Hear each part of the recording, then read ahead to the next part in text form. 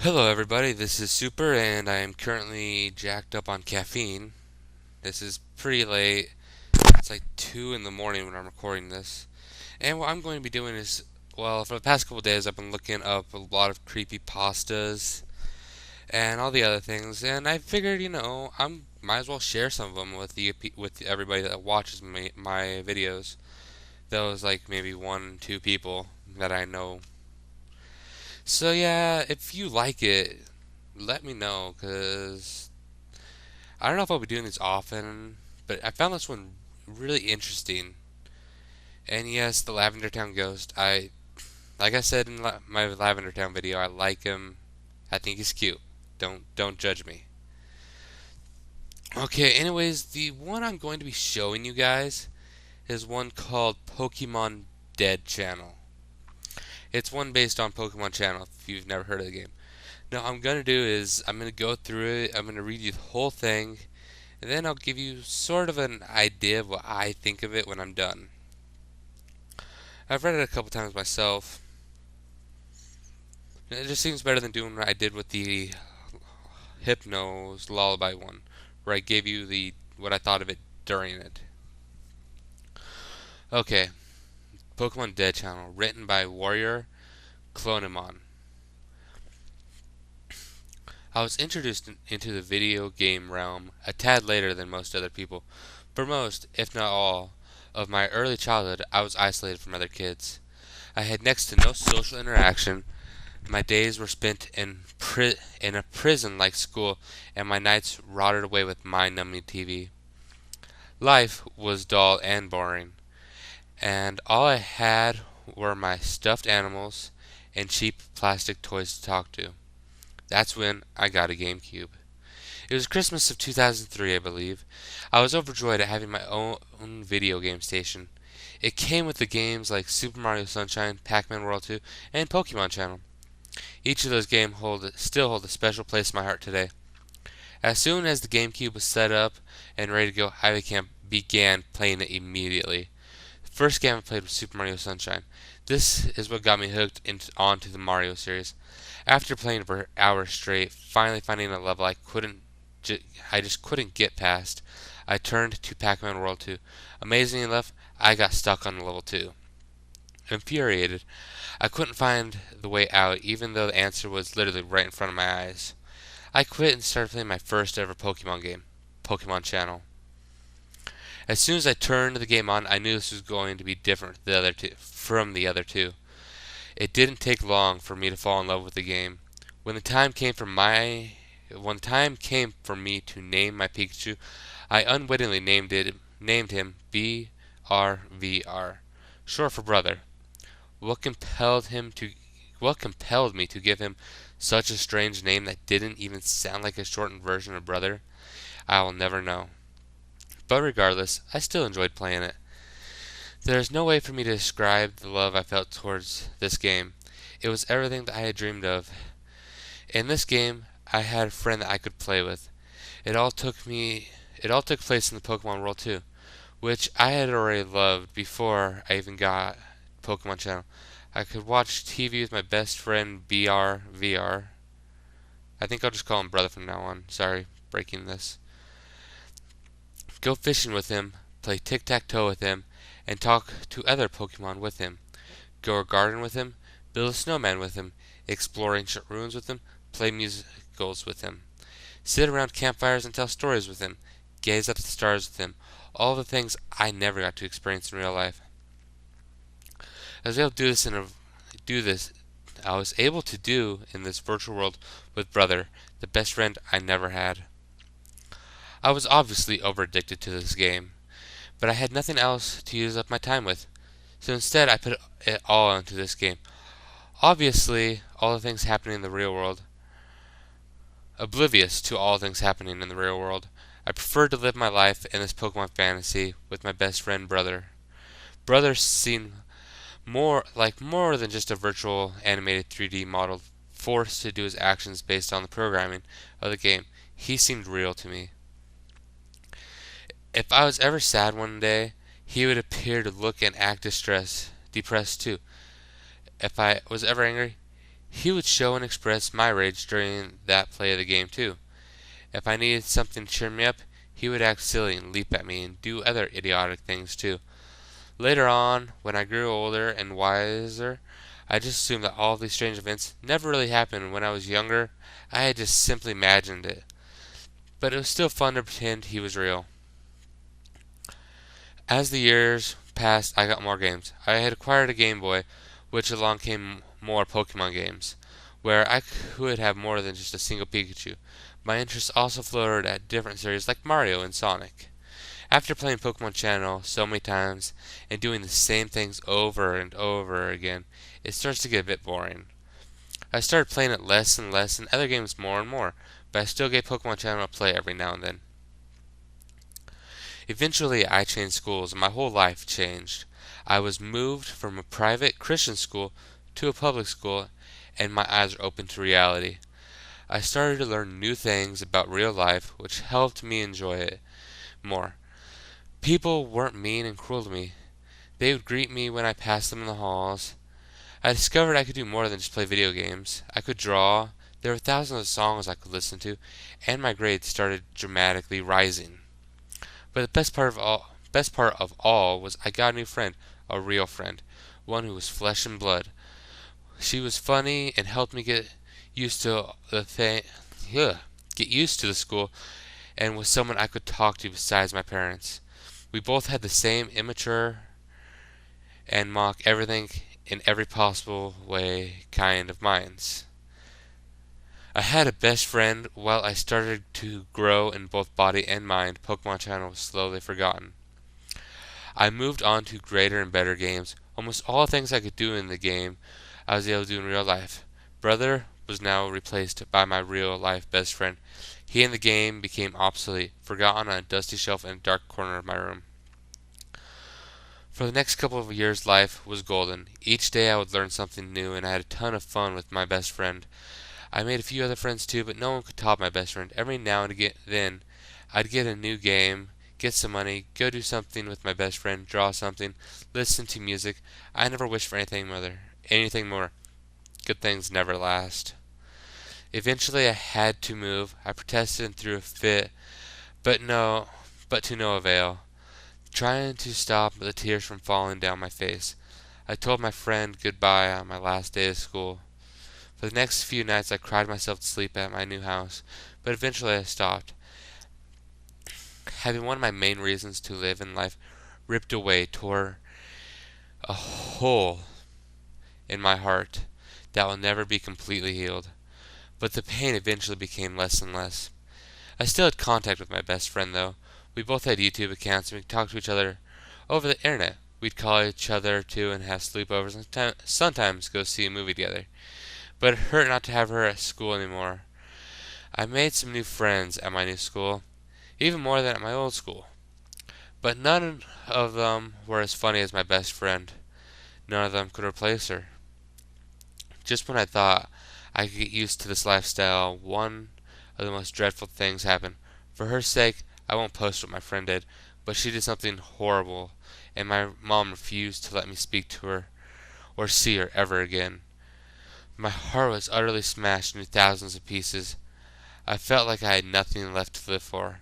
My best friend, and what felt like the only friend, was now gone from me forever.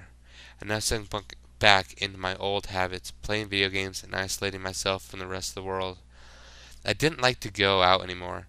I refused to leave my room except to go to school, eat, use the restroom, visit my dad every other weekend. Now that my best friend had been snatched away from me, and that I didn't do anything in real life anymore, I needed something to replace them. Searching my ancient shelf of old games, I pulled out Pokemon Channel. I brushed the dust off the cover. It felt like it had been an eternity since I gazed upon the game. I inserted the game disc into the GameCube, grabbed my controller, and waited to greet my old virtual friend, Brother. A tear fell down my cheek as memories flooded back when I stared at the title screen. After a moment soaking in the old nostalgia, I selected Continue. I eagerly selected Yes when the information appeared on my currently saved game, asking if it was correct. As the transition of Pokeballs rolled across the screen, I just couldn't wait to see Brother again. When the transition was over, I appeared in my room, The normal cutscene where Pikachu is asleep on top of the shelf and wakes up didn't play, but at this moment I'd completely forgotten about that. The only thing on my mind was Brother. As I searched around the room, though, he wasn't anywhere in sight. DBD? DBD? The deli bird that delivers the goods you bought from the shop in Squirrel Channel was at my door. I smiled warmly at the sight. I remembered I had bought something from the channel almost every day when I was younger. I thought I must have bought something last time I played and completely forgot about it. Curious about what was in the delivery, I eagerly headed for the door. Pika? A deep moaning sound stopped me before I could reach the door. I turned the screen and saw Brother climbing out from under the bed. He looked beat up and depressed. I had never seen him climb out from underneath the bed before, except for when he's searching for the Pokemon Mini in the beginning of the game. When he turned and saw me, a shocked expression came over his face, like it normally should. "Hey, brother, it's me," I whispered, even though I knew he couldn't hear me. Instead of joyous look and cheering "Pika Pika," he acquired a infuriated look on his face. I was a bit confused as to why he was angry, but before I could ponder at the subject, DBD, the Delibird, called again from the door. Banishing the whole incident from my thoughts, I turned open the door. I was comforted when the Delibird handed over the box, and Brother smiled and waved as the Delibird flew off. A package arrived with merchandise from Shop and Squirrel. I quickly pressed A as the message appeared. I wondered what was inside as Brother leaned inside the box and took out the items. "You got a Pikachu TV-Z." The Pikachu TV-Z had been displayed. A menacing and quite gruesome-looking Pikachu TV was set up in replacement of my old Voltorb TV. It looked like a Pikachu head facing towards you with its jaws wide open. Inside of its mouth was a TV screen with its fangs hanging over the top and bottom. It looked like the skin was tearing and ripping apart at places, like the TV screen was too large for its mouth. I was a bit shocked at how scary the TV looked.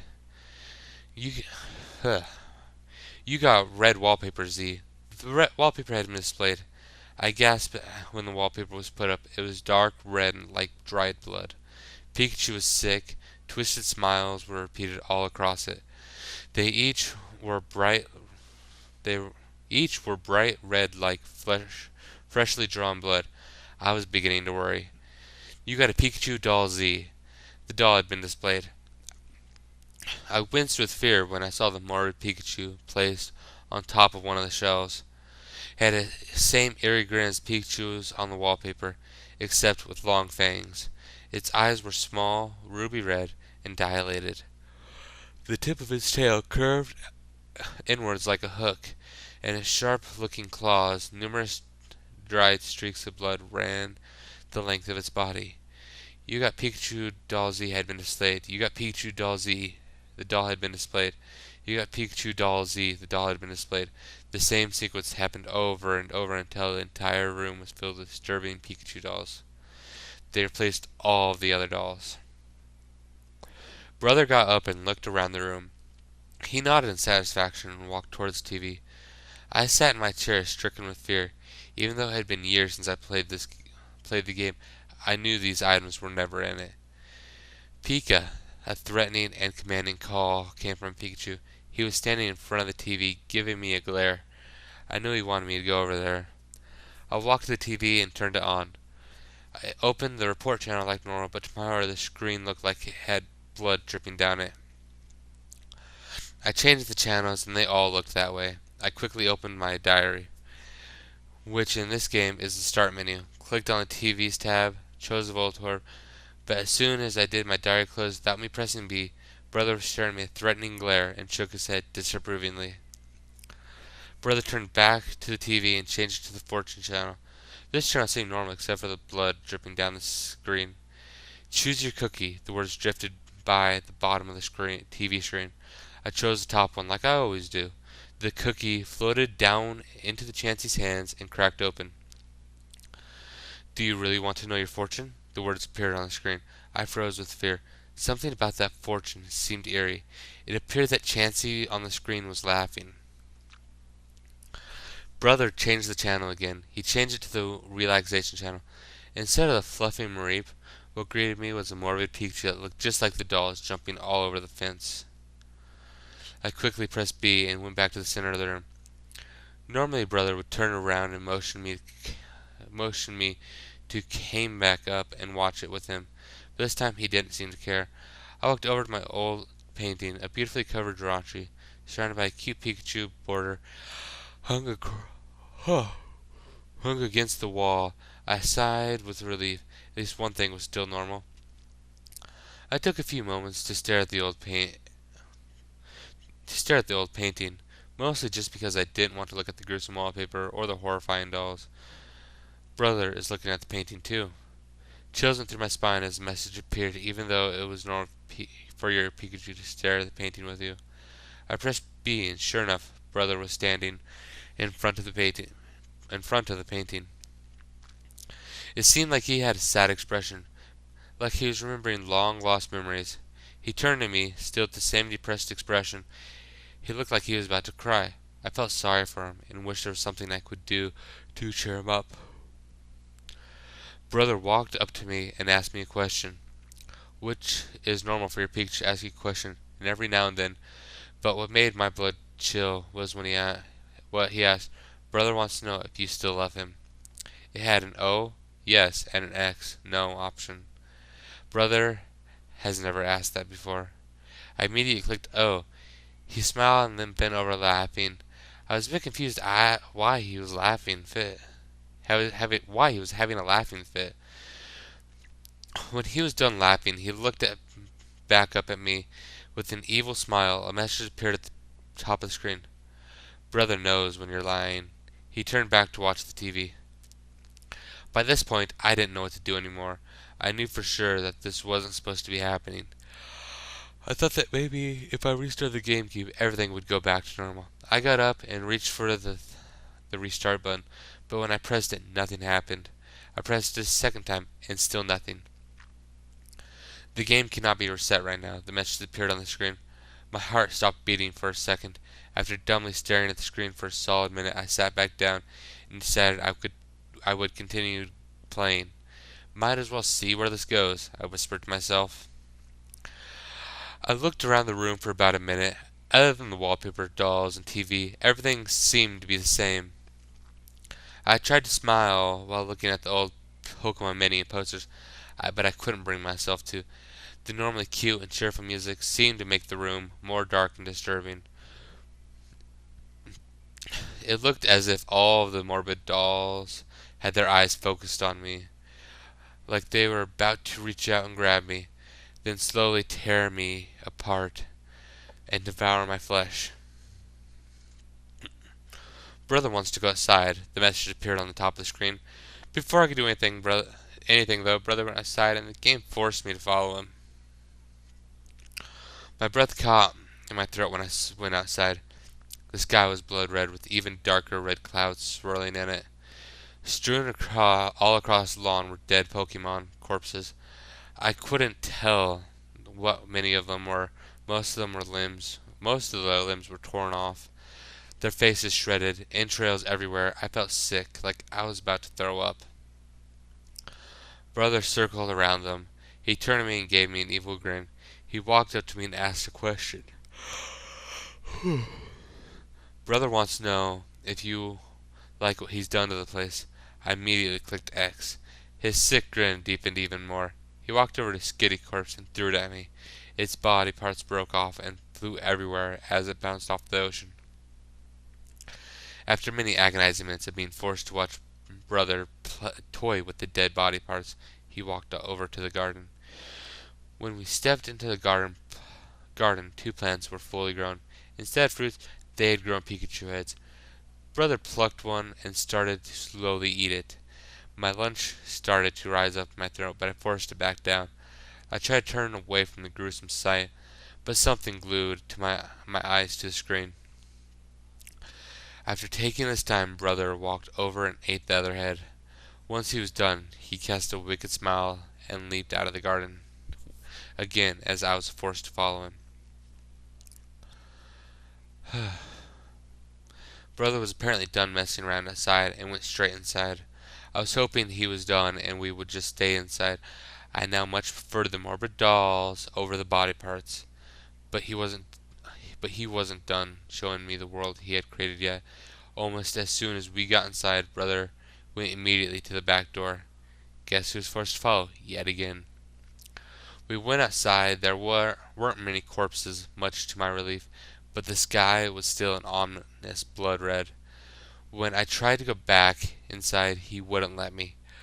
Brother would just turn and give me a disapproving shake of his head, so I was forced to stand there.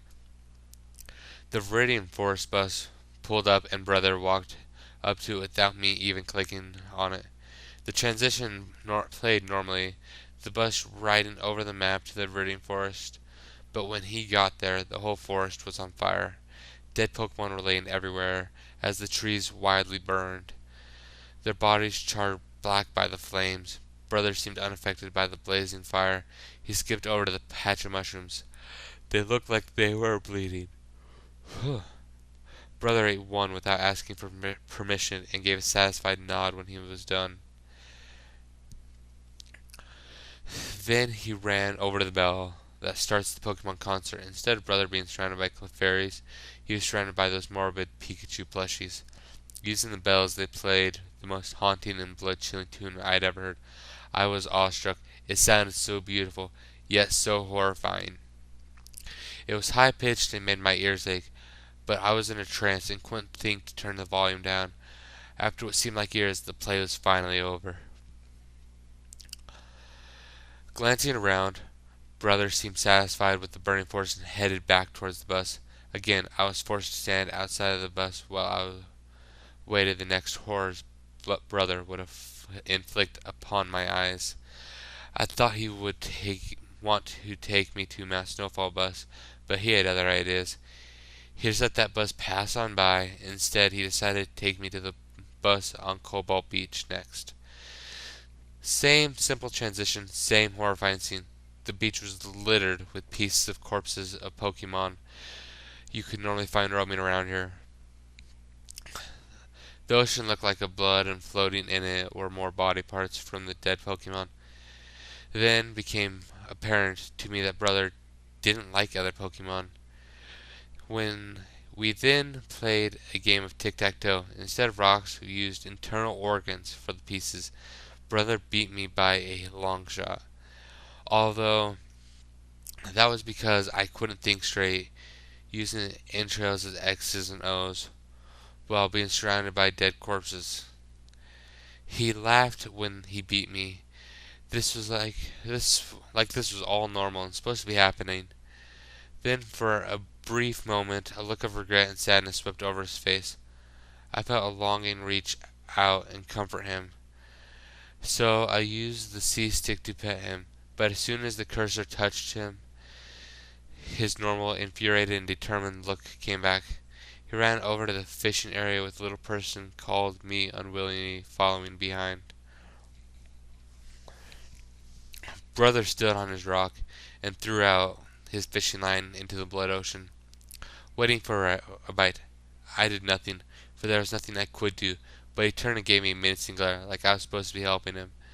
That's when I remembered the bait. I clicked the jar labeled bait, but instead of chocolate glazed donut, I got a rotting brain. It was falling apart and covered in greenish brown mold. Yet it was still throbbing. I quickly tossed it into the ocean. Shortly afterwards, Brother caught something on his line. With a great yank, the creature came flying out of the ocean. I swear to God, this creature shall forever haunt my dreams.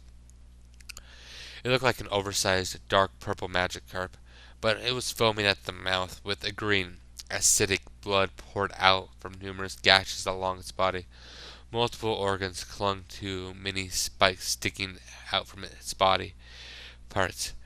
Parts of its scales had been scraped away, exposing muscle underneath, and some parts of the muscle looked like they had been eaten, leaving bones sticking out of it.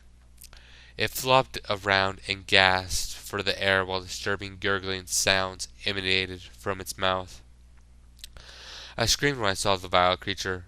Brother turned to me as if he had heard me and grinned.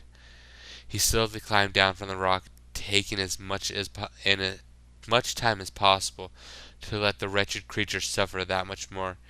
He started to eat the Magikarp while it was still alive. I screamed again and covered my mouth as my eyes were forced to watch a gruesome sight. Once he was done with his meal, he turned back to me and smiled a happy, playful smile. I couldn't believe this monster was once my close, virtual friend that I looked forward to seeing every day after school. After that traumatizing event, brother cheerfully skipped down the beach to the bus stop singing Pika, Pika, Pikachu. His merriment made the situation that much more horrifying. While waiting for Mount Snowfall bus, brother stood in the middle of the walkway staring at me. His face was blank and showed no signs of emotion. Even though I knew he couldn't hear me, I whispered, why are you doing this? A tear started to fall down my face. Brother made this world to please you. My blood turned to ice when that message appeared at the top of the screen. Brother casted me another wicked grin that stretched from cheek to cheek. More tears started to sneak their way down my face. The Mount Snowfall bus finally arrived. I don't know if I was happy at the sight or petrified of the thought of facing another gruesome scene. Same things as before, innocent transitions, but not so innocent sights. Frostbitten carcasses lay strewn ungloriously across the frozen land, most half buried in snow. Surprisingly, there was no blood or entrails laying about. This area had a more sad atmosphere than morbid. Brother slowly walked over to where Kecleon and Jigglypuff would normally sing, but since they were dead and buried under the snow, who knows where he took their place. Brother sang the most beautiful yet saddest song I've ever heard. His harmonious voice sounded like violins playing the most tear-jerking tune I've ever heard. He had a depressed and sorrowful yet focused expression when he sang the tune, which is just the song sounded like. I couldn't control the tears that started flooding down my face while he sang. My poor emotional heart broke into listening to the sorrow-drenched melody. After what seemed an eternity, brother finally finished.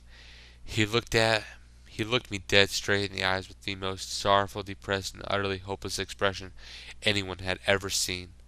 I longed so much to hold him in my arms and comfort him, but he quickly turned away and ran to the second half of Mount Snowfall. We stood in front of the Ruins of Truth. For many moments, brother just stood dead still while staring at the ruins. Then he glanced at me, a deep, more meaningful look in his eyes, and ran inside. It was jet black inside, like it was supposed to be. He used a thunderbolt to light the electric flowers, which caused the entire room to light up. All along the walls, ceilings, and floors, many different words were written in blood. Help me. Why? I must die. Kill me. It's so cold. I'm so lonely. Where is she? Come back. Why can't I die? Brother walked over to the other side of the ruins, where the true or false tablet stood. I was forced to click on it. Brother was abandoned by his best friend years ago to be replaced by a new best friend, and was left to rot alone in this virtual world. True or false? I finally understood what all this meant. All those words written on the wall, they were from brother. This was all my fault. I left him, my best friend, to die alone. No, he couldn't even die if he wanted to. He was forced to drag out his miserable existence over the years. I didn't blame him for wanting revenge on me. I deserved this. I slapped myself across the face. What was I thinking? Brother and Pokemon Channel was just a game. I wasn't supposed to devote my life to them. They were only meant to be created to amuse and entertain the mind of a child. They weren't real. I took a minute to ponder over my last statement. They weren't real. I thought about all the things brother had done to traumatize me and get revenge for abandoning him for so long. Hell, this was all just too real. I selected O for true because it was. I admitted to abandoning brother and leaving him alone to rot. Instead of the tablet sinking back on the ground, it glowed green as if in approval with me.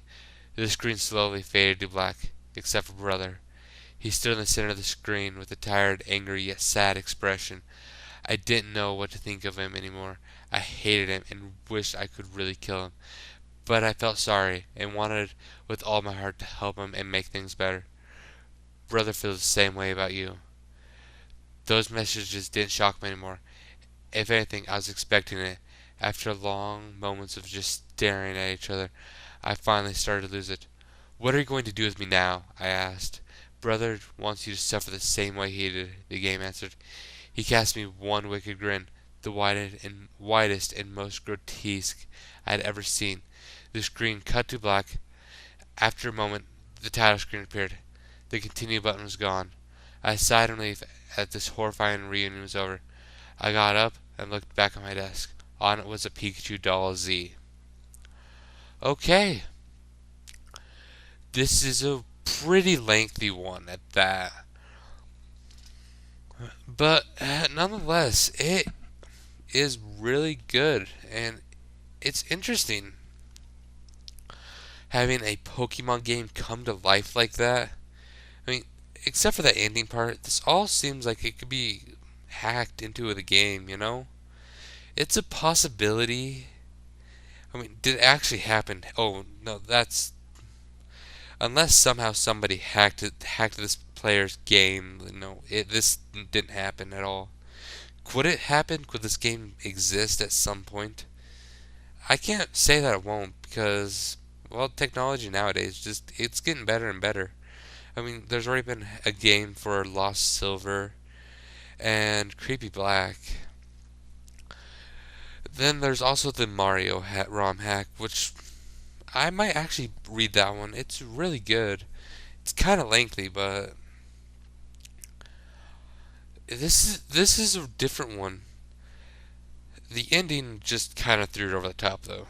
Where the Pikachu doll Z, which what does Z stand for? Zombie? Is it just like abbreviation for dead or something? I unanswered questions, right? But it's good, and yeah, except for that last part, most of this seemed pretty disturbing. The last part just, like I said, took it over the top and just no, it wouldn't happen. Plushies coming out of games, no. Just reminds me of the Sonic EXE, where at the end of it the plushie comes out of the game. They're not possible.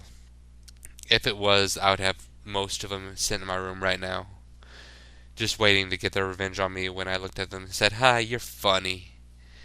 Yeah, yeah. If something like this happened to me, I would be completely creeped out. But I would probably turn off the game and break the disc. Yeah, break the disc, sleep with the nightlight for the rest of my life, or enter myself into a mental hospital. Like in Final Destination. That's pretty much all I have to say about it. It's good, and if you liked this, please subscribe and let me know if you give me suggestions of which ones I should do if you like this. If you didn't like this and you'd rather me paraphrase and summarize these, let me know, please. I really would like to do more of these, along with my normal ones, my Let's Play of Dark Souls, which I haven't really done many episodes lately. I should get back in. I should do that. Maybe I'll do an episode after I get this uploaded. I'm not sure. There are other things I could do as well, but I'm open to suggestions. I plan on doing more of the Poke Nerd ones because those I enjoyed that, giving my opinions on Lavender Town and all the other ones. So if you liked it, please subscribe and comment. I will be well. This has been brought to you by caffeine. The Creepypasta will be in the description, so check there if you want to read it for yourself. I know I kind of yawned a lot during that. It's like I said, it's like 3 in the morning. So that's all. Thank you and good night. Try to sleep easy.